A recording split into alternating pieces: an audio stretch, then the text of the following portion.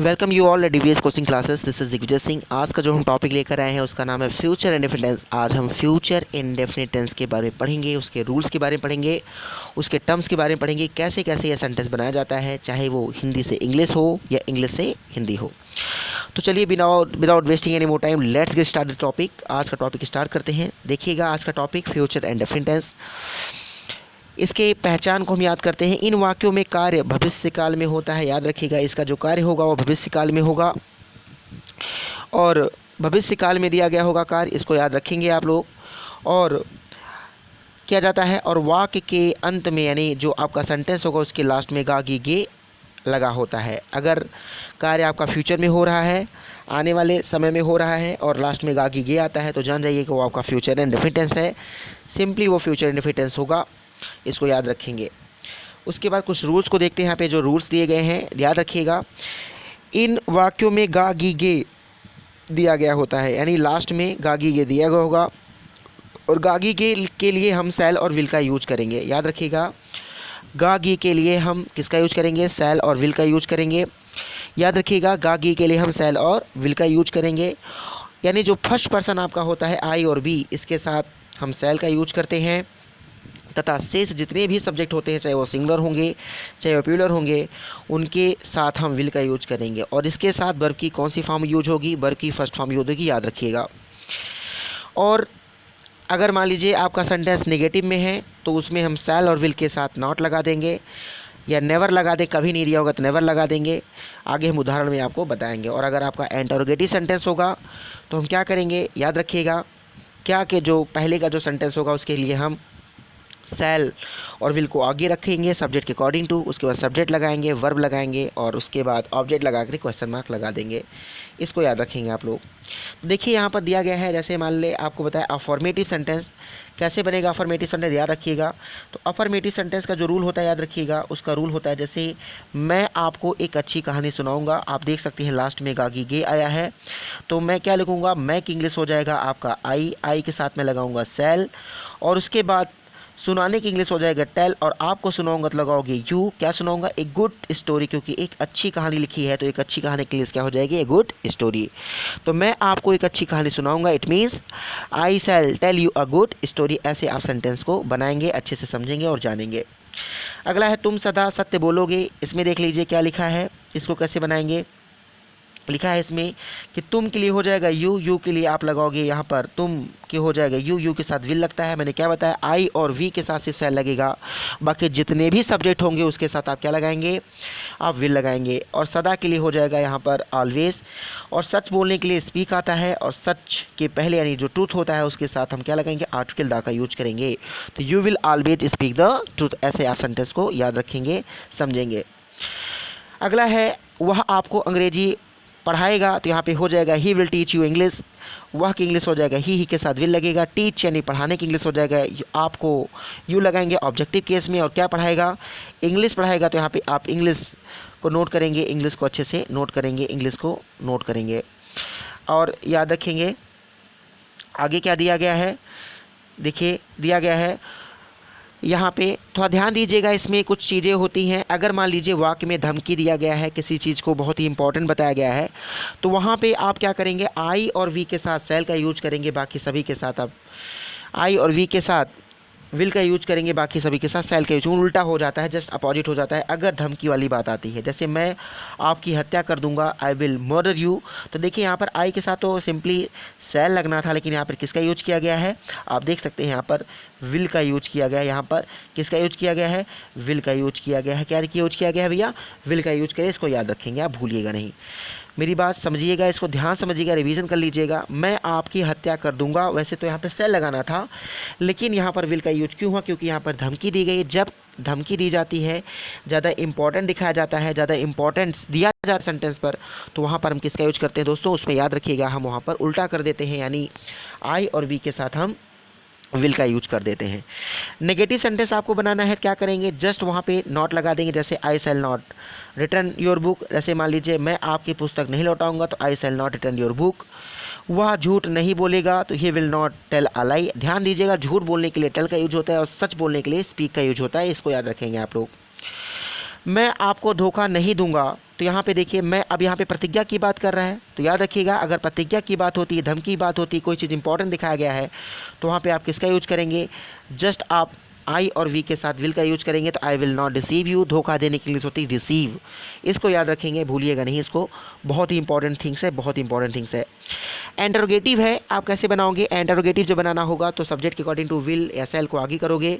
तो क्या आप मुझे 10 रुपये उधार देंगे? तो will you lend me 10 rupees note. उधार लेने के लिए, देने के लिए आप लेंड का यूज करते हैं, 10 हो जाएगा।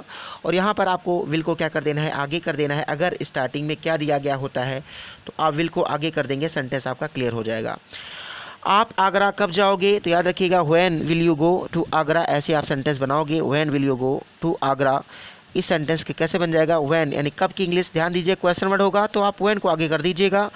When will you go to Agra, आप आगरा कब जाएंगे। यानी क्या करना है आप लोगों को याद रखिएगा, जब कभी भी बीच में क्वेश्चन वर्ड आ जाता है तो आप उसकी इंग्लिश पहले रखेंगे। मेरी बात समझिएगा, क्योंकि क्वेश्चन वर्ड डालेंगे, then helping verb, subject, verb, object, उसके बाद सेंटेंस आप बना देंगे। तो यहाँ पर कब दिया गया तो कब की इंग्लिश हो जाएगा व्हेन, उसके बाद विल लगाएंगे, यू कैन सर। जाने की इंग्लिश हो जाएगा गो, और कहीं जाया जाता है टू लगाया जाता है, कहीं से आ जाता है तो फ्रॉम लगाया जाता है, किसे जाया जाता है तो बाई प्रीपोजिशन में आगे बताया गया है। प्रीपोजिशन का वीडियो में एक लंबा सा और अपलोड करूँगा, उसको देखिएगा और जानिएगा अच्छे तरीके से और बढ़िया तरीके से बताया जाएगा। वह पत्र किसको लिखेगी? अगर मान लीजिए यहाँ पर किसको शब्द आता है तो किसको की इंग्लिश होता है हुम। याद रखिएगा बच्चों, जो आपका किसको शब्द होता है उसके लिए हम डालते हैं हुम।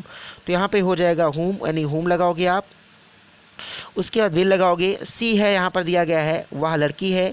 लिखेगी, लिखेगा तो ही हो जाता, सी है यहाँ पे लड़की है तो सी लगाएंगे। राइट अ लेटर, इसको बनाएंगे।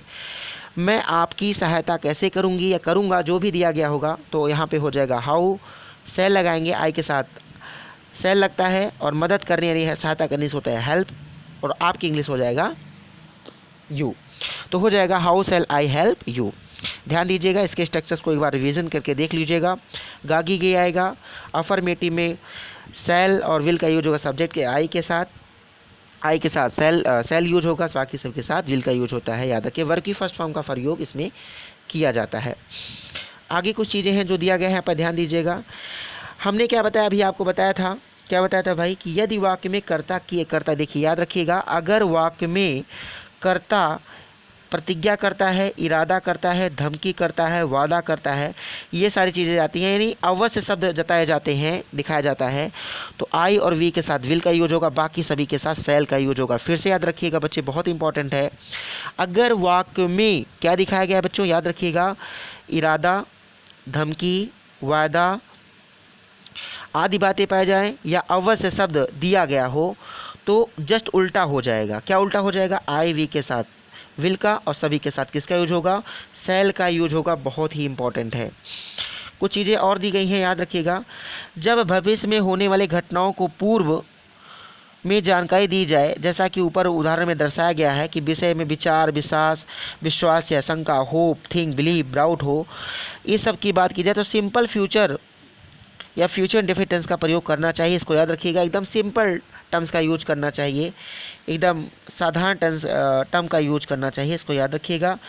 और इसको कोई दिक्कत होती है तो इसके बारे में आप कमेंट करके पूछ सकते हैं, जान सकते हैं। याद रखिएगा, बहुत छोटा सा टेंस है, ज़्यादा इंपॉर्टेंट आपको क्या देना है, जो हमने आपको बताया, धमकी के बारे में, इरादा के बारे में, वादा के बारे में अवश्य या ज़रूर शब्द आएगा तो जस्ट उल्टा कर देना बच्चे। आई और वी के साथ विल का यूज करना, बाकी सभी के साथ सेल। जैसे यहाँ पर देखिए, ये मैंने आपको बताया था, देखिए यहाँ पर मैंने बताया था, देखिए आई, मैंने कहा आई वी के साथ तो सेल लगता है, लेकिन जस्ट उल्टा हो गया, तो यहाँ पे लगा देंगे आई विल, ठीक है ना। तो इसको याद रखिएगा, आई क्या लगा देंगे बच्चे, यहाँ पर आप लगा देंगे विल, इसको याद रखिएगा खूब अच्छे तरीके से। तो इसको देखिए कि जानिए, कोई दिक्कत होती तो आप कमेंट करके पूछ सकते हैं, इसके बारे में बताया जाएगा। अगर आपको वीडियो अच्छा लग रहा है तो उसको लाइक करें, शेयर करें, सब्सक्राइब करें, अपने दोस्तों के पास शेयर करें। और आगे की मैं कोशिश करूंगा कि कुछ दिन से वीडियोस में अपलोड नहीं कर रहा था, बट आगे वीडियोस अपलोड करूंगा, हो सकेगा तो मैं डेली करूंगा, क्योंकि मेरा एग्ज़ाम चल रहा था तो मैं थोड़ा टाइम स्पेंड कर रहा था एग्ज़ाम पे। तो मैं कोशिश करूंगा कि आपको ढेर सारे वीडियोस दूं इसके बारे में, बहुत अच्छे तरीके से हम लोग पढ़ेंगे। और जल्द ही आप जल्दी से कुछ सब्सक्राइबर मेरा बढ़ा देंगे तो मैं जल्दी से लाइव हो पाऊँगा। क्योंकि लाइव होने के लिए 1000 सब्सक्राइबर होने चाहिए। तो अगर मैं आपसे ये रिक्वेस्ट करूँगा कि आप बढ़ा देंगे तो अच्छा रहेगा मेरे लिए, और आपको भी फ़ायदा मिलेगा इससे। लाइव में होता है तो आप हर चीज़ कमेंट करके तुरंत पूछ सकते हैं, वैसे होता है आप कमेंट करेंगे डालेंगे तो मैं देखूंगा तो उसके बाद रिप्लाई करूँगा। फिर भी मैं कोशिश करता हूँ कि आपका एक एक कमेंट पढूँ और उसको अच्छे से बताऊँ। अच्छे से देखिए, जानिए, कोई दिक्कत हो तो पूछिए। और जल्दी मैं आपको वोकैब का सेशन दूंगा। वोकैब में बहुत सारी मीनिंग्स मैंने बना के रखा है, पीडीएफ बना रहा हूँ आप लोगों के लिए, और खूब अच्छे तरीके से दूंगा।